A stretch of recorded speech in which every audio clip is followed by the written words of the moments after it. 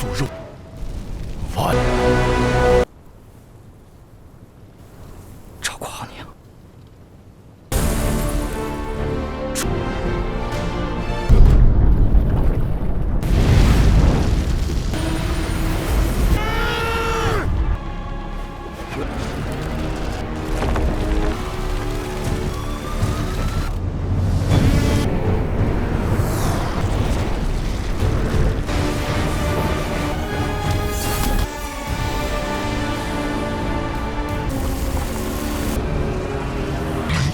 再打去，结果他们就用这招，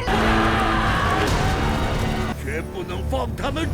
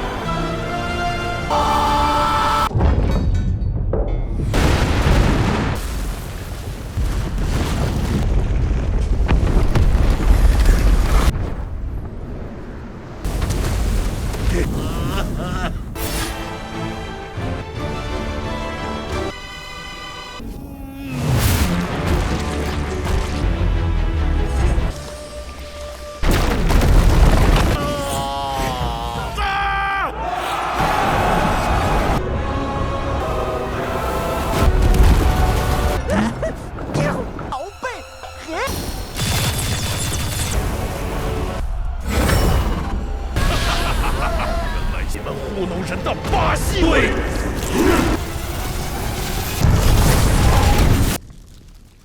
手段。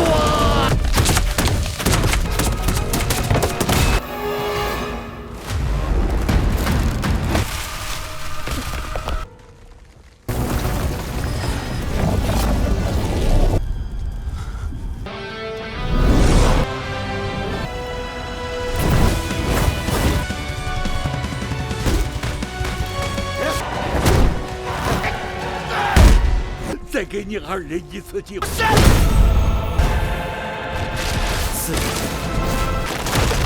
而现则天地虽大，不一条路不容。我将你们。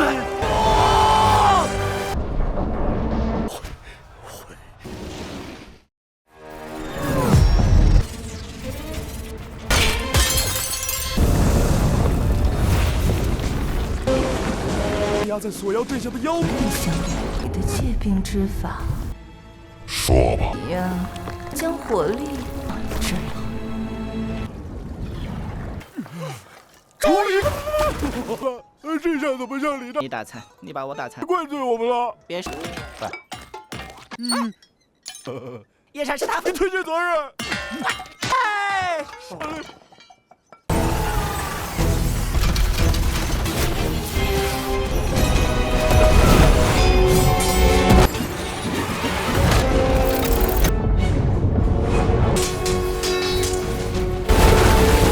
不留活口。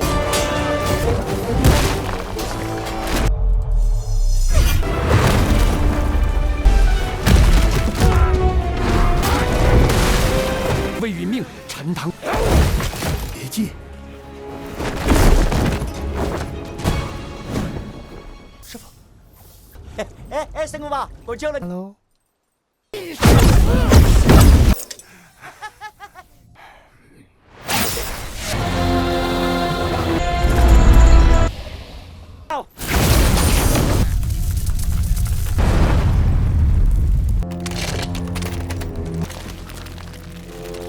这气息，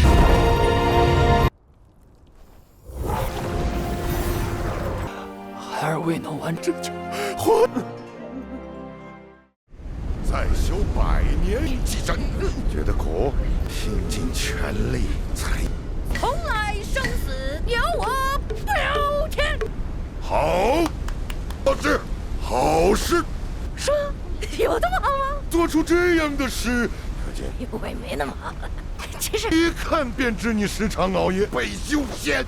我黑你全天。你要是我的徒弟，肯定教你。早知道你是来拜师的。师傅，用你教美颜。混账！从此我们断绝师徒关系。干啥？踢馆啊！3个。将军，我可要动粗了！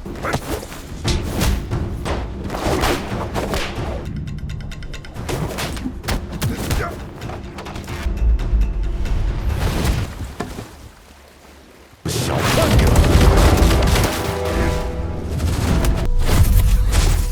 招！我们并不深仇大恨。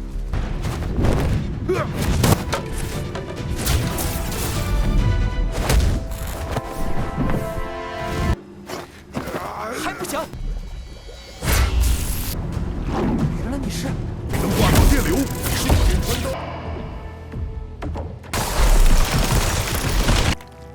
好厉害的寒气！比斯猛的肉身要崩啊！四海云漫苍穹，神符命主降临。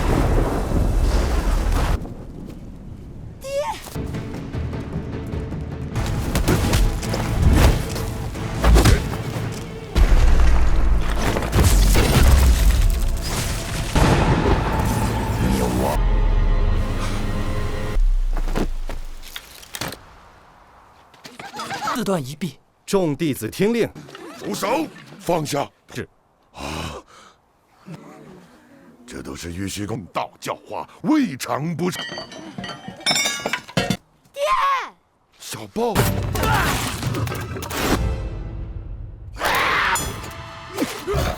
敢伤我门人！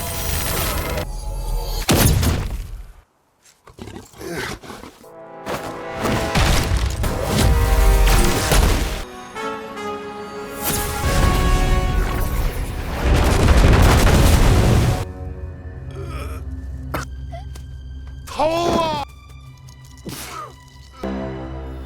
让开！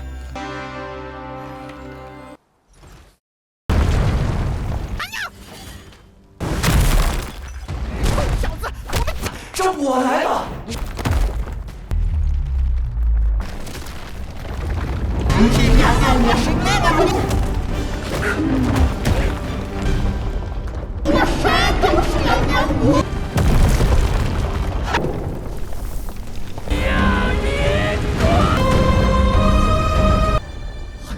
走了。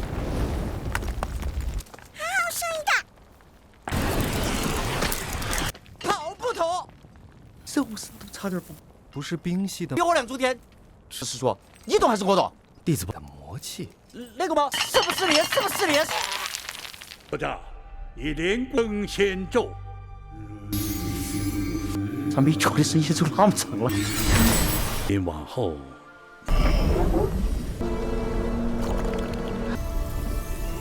这玉虚。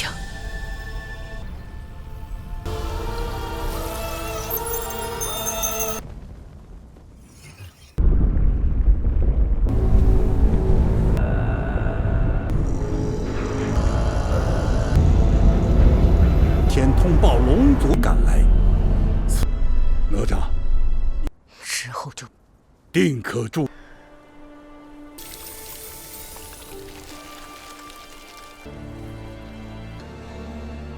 下次见面，人也。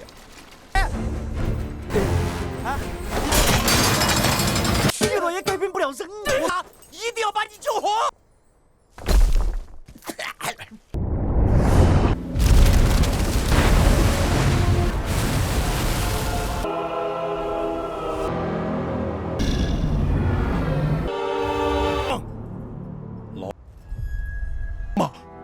我任由你们令你龙族镇压海陈堂官。天行道，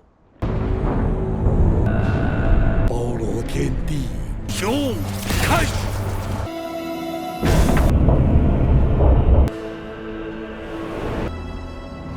出来！干了什么？过眼前吧。把所有阵法。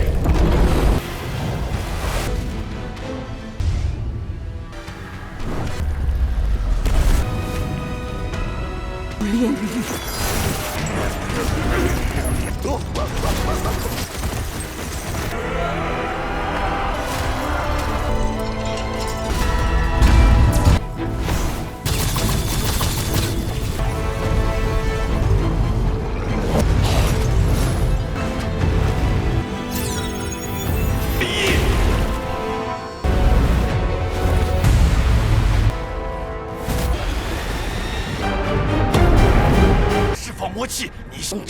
门关。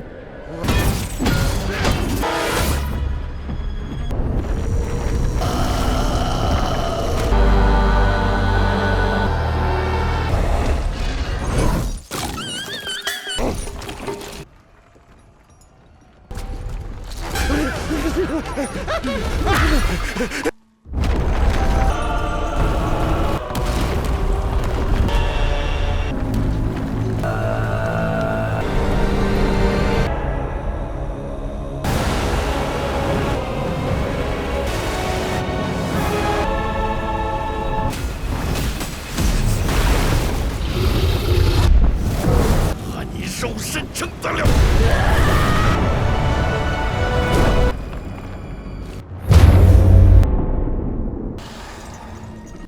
看你，老夫果，你奉他们的意志，老夫这就听。诺。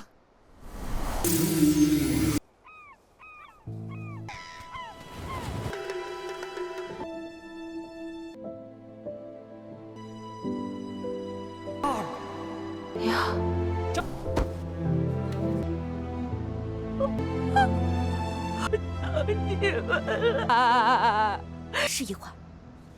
真凶，就民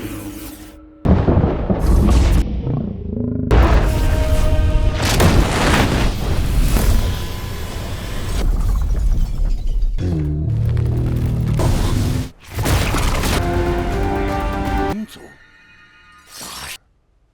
我要问你，我抓了你爹，不要对，怎会找你可耻？是，什么都逃不过您脏活，我还能大活龙族吧？你一直把我当为玉虚宫的主，知道一起对抗仙界，到底我们求之不得。我等三哥的实力成仙，我的命运明珠以前年少去，才明白。从非让老夫在你们三个龙王、无量仙翁随时可开了他们身上的定档案，栽赃陷害再派不少这等勾当，才幻灭陈塘关，栽赃东海，并从他们口中获悉了故意留下2个不明。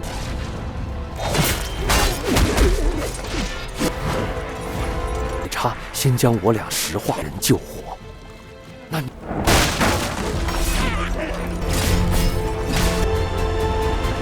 虚宫接受正道，变成了仙丹。铁等罪行，你知晓无量仙翁的罪行。不要对策反。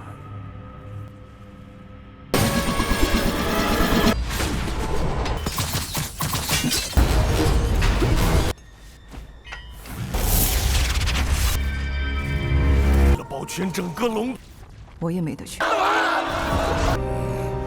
你们都被。龙王，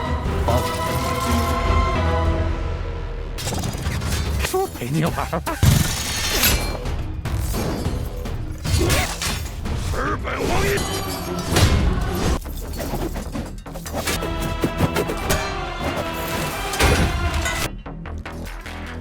，2百轮，300轮。先不稳，别用力过度。后生。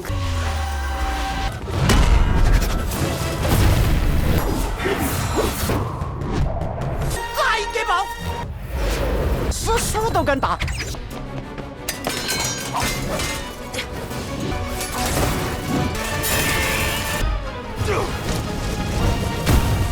你咋样？小心凉。看着点。变神术，你们打他！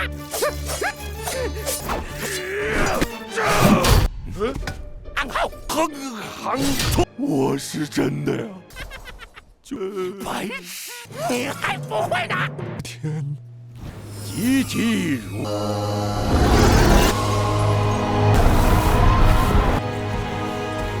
泡澡咱是家常便。妈呀，要吃也香。精彩绝艳。啊！老夫岂能？这个咒语很复杂。我说你那个神仙，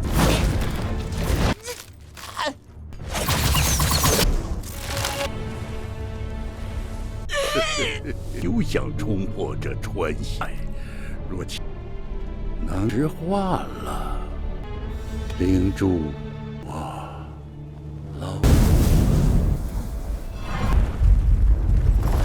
老兵，父王，屠戮陈塘关栽赃罗哪战士受了蒙骗。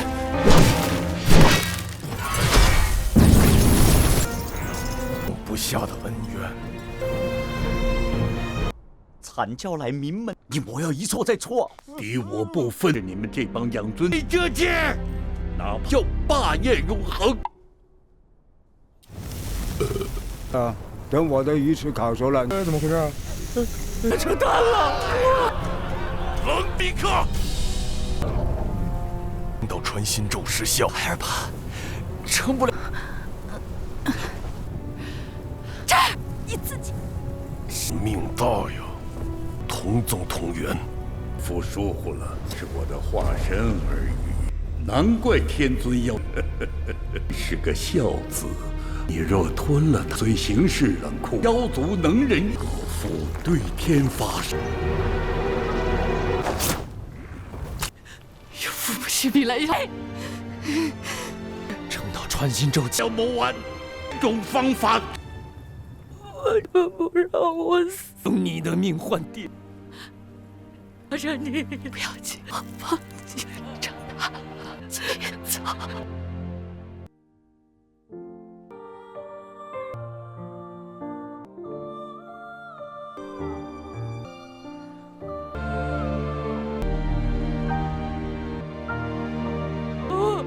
没有，是我，是娘。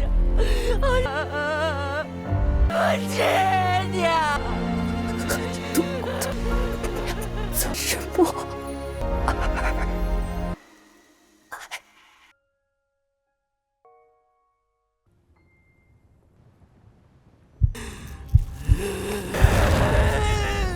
撕裂的！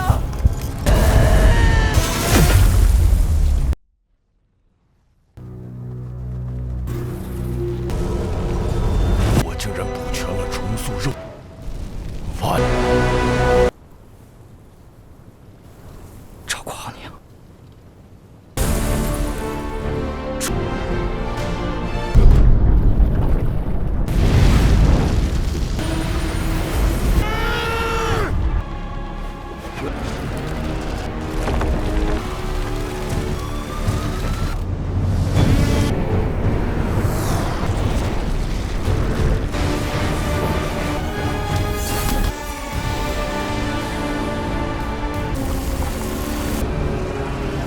一直在打去，结果他们就用这招，绝不能放他们。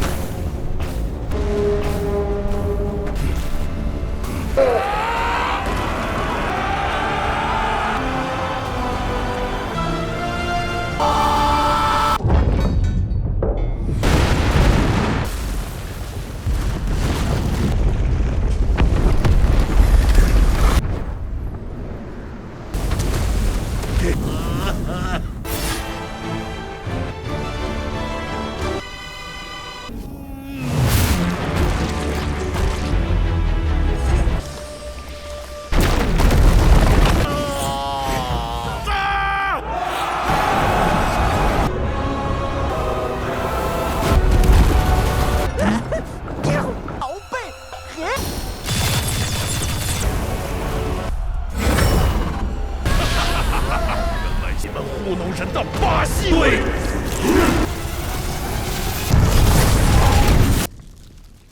手段。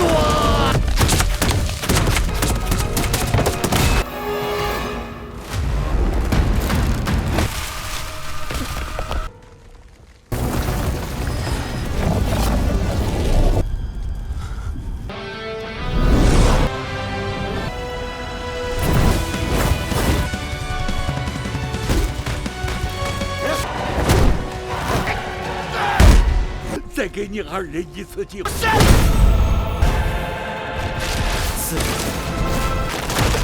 而现则天地虽大，不容。我将。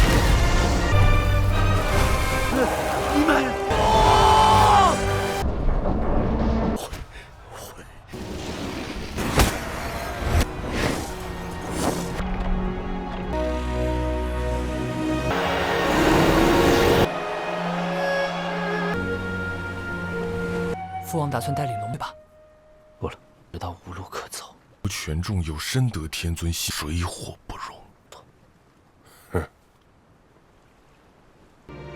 看到毛病。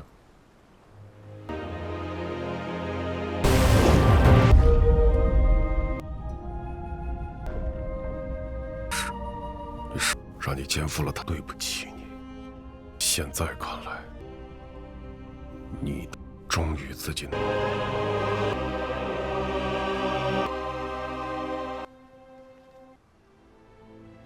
太年轻。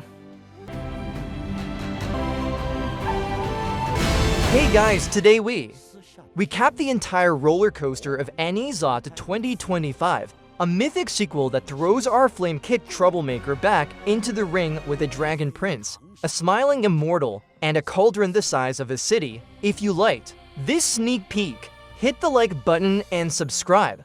It's the best way to support the channel, and let me know you want more. We'll move fast through the 7-day body share, the immortal trials, the fall of Chenting Pass, the Tianu and Cauldron, and that bruising mid-credits tease.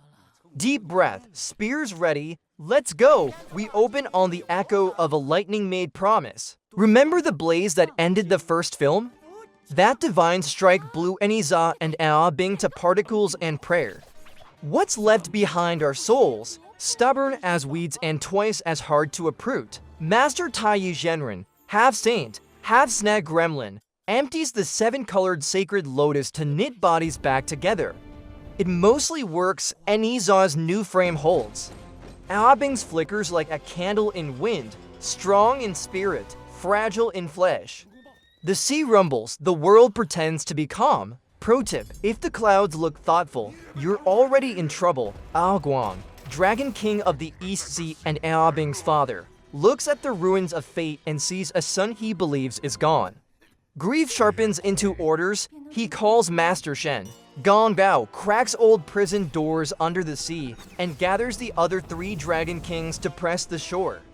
On land, Chenting Pass, bustling port, proud headache, braces for another chapter of why is the apocalypse always our problem. The first clashes are messy, iron tides, boiling spray, dragon magic that splits cloud from sky. Bing fights to defend the city and, under strain, his newly grown body fails. The kind of failure that's nobody's fault and hurts anyway. The stalemate that follows is a devil's bargain with angelic branding, Bing's spirit will. Share Ne Zha's body for 7 days. In that time, they must clear 3 immortal trials, set by immortal Wuliang of the Chan sect. Trials that come with a single prize, a vial of potent jade nectar to recharge the sacred lotus and reforge. Bing a permanent body. To pilots, 1 cockpit, 7 days, no spinouts. The dragons agree to stand down if the deal is honored. Wuliang beams like a benevolent grandpa. You know the rule, the wider the smile, the sharper the fine print. Body sharing is exactly as awkward as it sounds. Ne Zha's default setting is florid. Bing's is measured twice. To keep Ne Zha's demon aura from outing them during the trials, Taiyi doses him with an absurdly oversized sleep pill, the celestial equivalent of a chamomile freight train. Bing gets the wheel, Ne Zha gets nap time in his own skull. Both of them get to learn the first lesson of co-piloting. Trust isn't a vibe, it's a procedure. Also, yes, the pill looks like something you'd feed a horse. Taiyi is a solutions guy, not a dosing chart guy. Trial 1 unfolds across a singing desert where wind writes cursive in the dunes. The objective sounds simple. Subdue a clan of marmot spirits, but they're not marauders. They're builders. The sect calls it capture and correct, which is a very tidy phrase for put folks in cages. Bing reads the burrow map in the sand and engineers traps that restrain. Without breaking bones, Ne Zha snaps awake in chaotic little bursts and contributes flair no one asked for. The marmots yield, alive and more annoyed than injured. Wuliang praises restraint.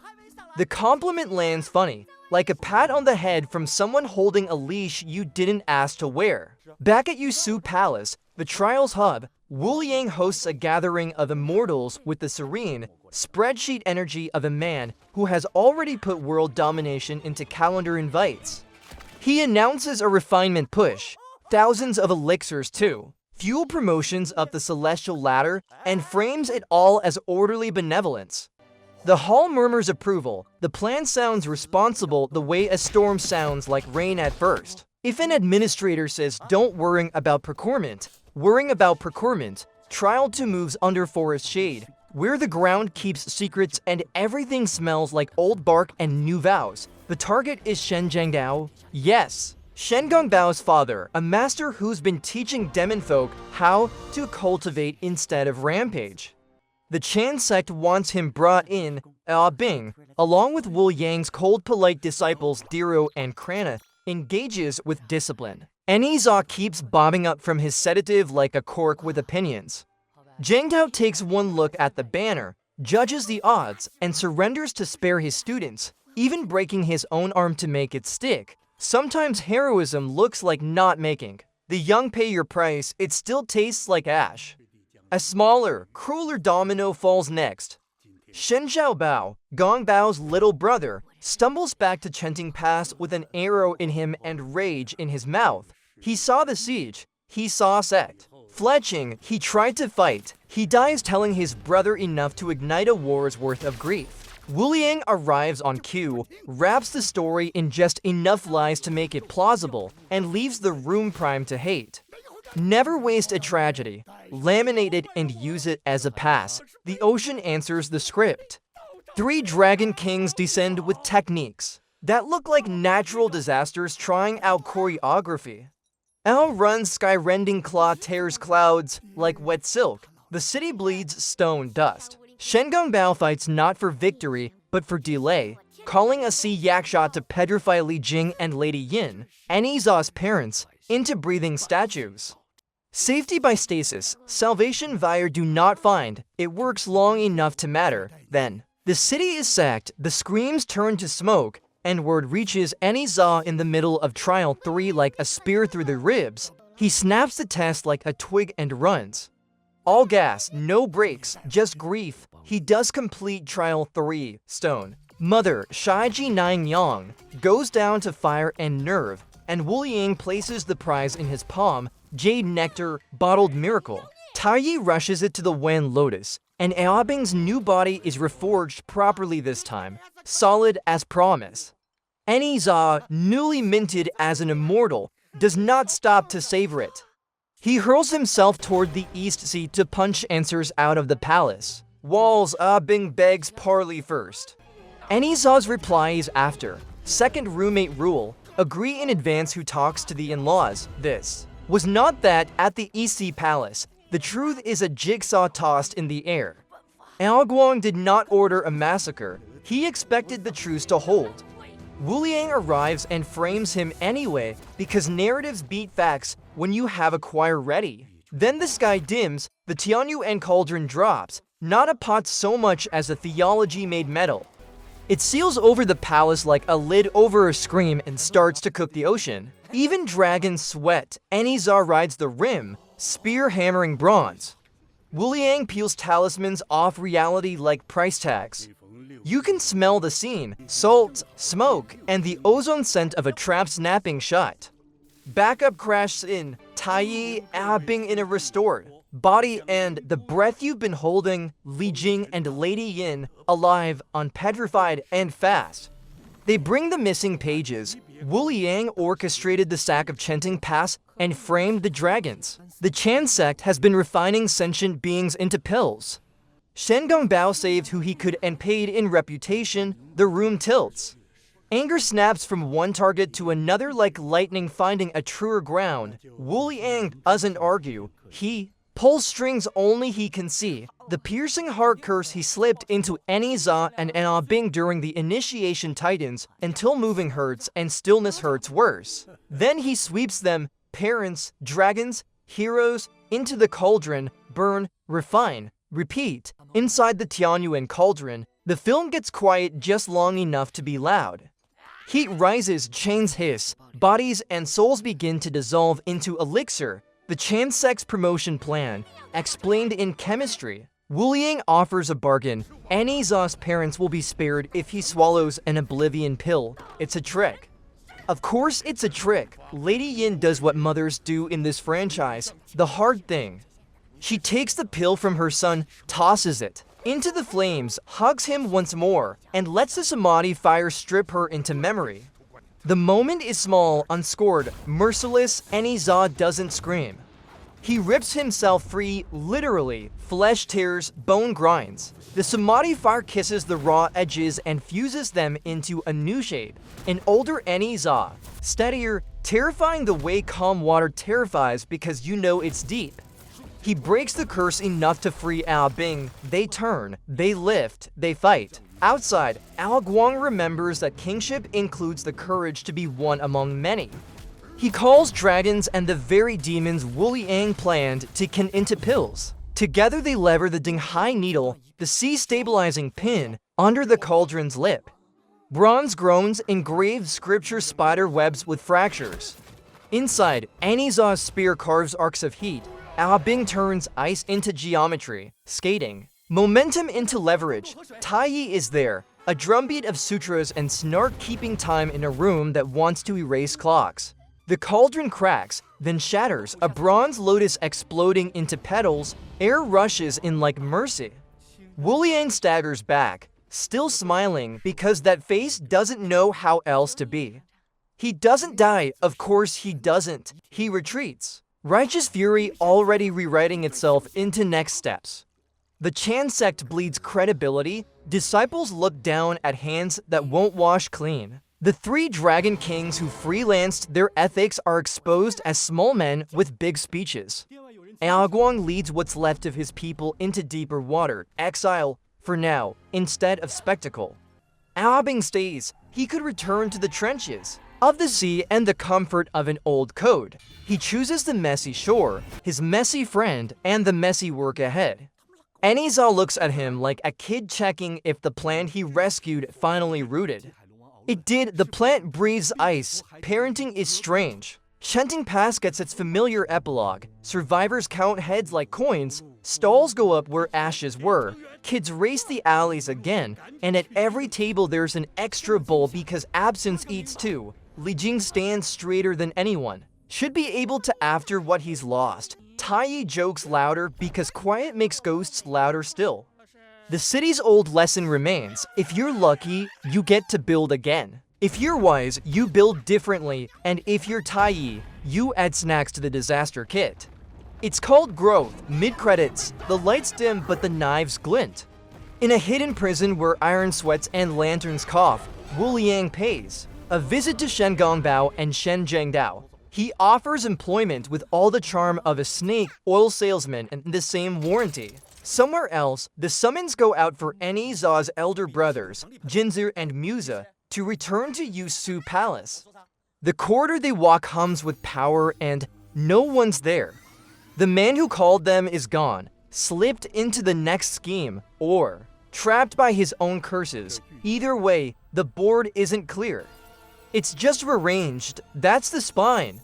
Now let's savor the muscle layered on it. How this sequel turns spectacle into character work without treating jokes and grief like they belong in different movies. The body share is the film's neatest trick and kindest argument. Ne Zha's speed isn't bravery for its own sake. It's a habit formed by being called a disaster since birth. Ao Bing's restraint isn't passivity. It's a discipline grown from knowing a prince's temper can drown cities. Tai Yi's sleep. Pill gag, it really is the size of a bow. And yes, Ne Zha snores like a festival drum, works as comedy, but it's also consent. Ne Zha lets his friend drive inside his own skin. Ao Bing gives the wheel back, trust as choreography. Relationship tip, share a body, share a calendar. The Marmot trial is a micro-thesis. Capture without cruelty is better than the alternative, sure, but it's still capture. Wu Liang keeps praising gentle cages because it distracts from the question why cages? The film lets that itch sit under your tongue until the cauldron descends and you realize the marmot exercise was a miniature of the larger lie. Systems calling themselves benevolent while counting bodies like inventory. It's not subtle, but subtlety isn't much use when the villain brings a pressure cooker to a political fight. Shen Zhengdao's surrender is the moral hinge. he isn't romanticized. He's tired, alert, and trying to give his students something other than a glorious death. When he breaks his own arm to signal compliance, it lands with the dull thud of a necessary sin. Later, when we learn Wu Yang's refinement scheme, that moment refracts backward. There are worse cages than the ones you can still teach. True, it's a hard consolation prize, but it buys the future time, and in this world, time is the only currency that accrues interest. Shen Gongbao's arc works because the film refuses to tidy him up.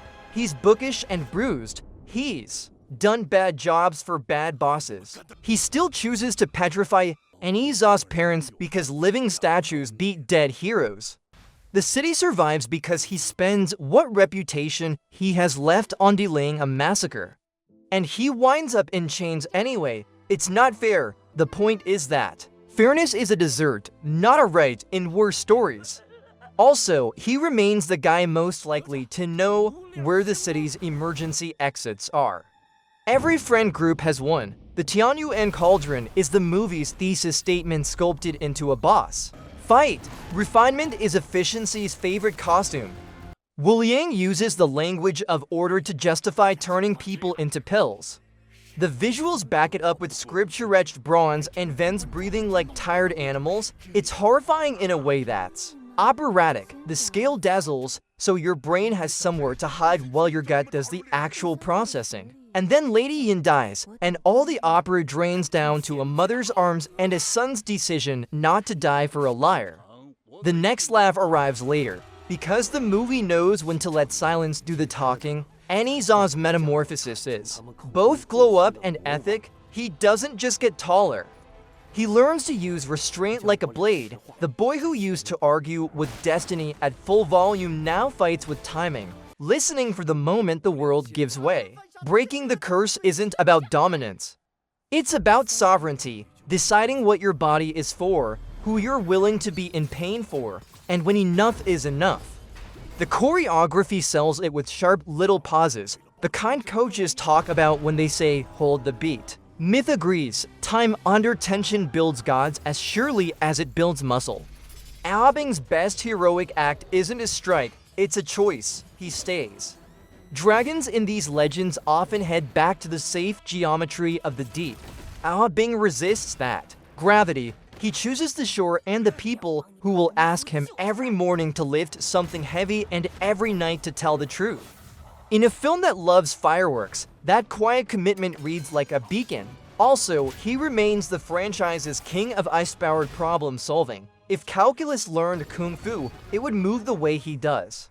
Ne Zha is the exclamation point. Aobing is the sentence. Taiyi keeps the franchise's heartbeat comic without ever becoming a clown. He's the only adult in the room who treats the kids like deciders. He could control them, he chooses to equip them. His spells sound like lullabies that know how to throw a punch. His bag always contains the exact wrong snack at the exact right time. The film lets him carry guilt, too. He pushed the lotus to the edge. He watched Aobing's first body fail. He fixes it with hands that look relieved to be useful again. You can almost hear the kintsugi metaphor humming in the background. Except here the gold is flame. Wu Yang works because he's familiar. The kindly administrator whose smile arrives with a form to sign and a place to stand that's very convenient for him. He doesn't rant. He reframes. He doesn't stab. He automates. His gift is making horror feel like homework. The movie treats his followers with more grace than he deserves, showing them waking up rather than dunking on them. When the cauldron breaks and the sect wobbles, you feel the tremor not as triumph, but as a chance, the kind that requires unglamorous work tomorrow morning. And the morning after, and after. Choreography talk, because this thing knows how to swing. The movie paces like a drummer with taste. Short jabs and cuts during the trial skirmishes. Then long, oxygen-stealing sentences while Ne Zha hauls himself through the curse, and Aobing lays a path of frost across molten bronze. Jokes keep bubbling up. A sleep pill big enough to qualify as a roommate, a spear that treats walls as polite suggestions, Diro and Krana giving intense HR, but with crossbows energy, but the gags never undercut the stakes. They highlight a truth: people who fight together eventually learn to laugh together, because there's no other way to stay human. Also, body share rule number 3: if you fall asleep while your friend is steering, you owe them hot pot, even the small. Grace's land, the guardian beast dragging itself to the trial ground like a messenger who ran out of road. The kids in the market heckling Ne Zha with love because teasing your protector is how you test that he's still yours. Li Jing's posture, a prayer disguised as a spine, in a world that keeps asking parents for too much in a lesser film. These would be garnish. Here, they're the parts you remember when the fireworks fade. By the time Wu Yang flees and the audience exhales, the sequel has sneaked a thesis past all that spectacle. Destiny is not a sentence, but a negotiation. Order that eats people is just hunger in a uniform. The fix for a bad system isn't a shinier system, it's a stubborn alliance. Friends who keep choosing each other even when the sky says kneel and the sea says obey. That's why the last image that lingers isn't a kill, it's a partnership. Spear and frost, fire and form, a demon boy who learned to be precise, and a dragon who learned that staying is a higher kind of bravery. Ne Zha finally argues that heroism isn't about winning the biggest fight. It's about choosing who you'll be when the fight is over. Ne Zha loses a mother and refuses to let the loss make him cruel. Aubin gains a body and refuses the old script that would take him home. Together, they break a machine built to refine people into fuel and decide, in the smoke and silence afterward, that the only power worth having is the kind you share. The message is simple, stubborn and gorgeous: build each other, not ladders; break cauldrons, not hearts.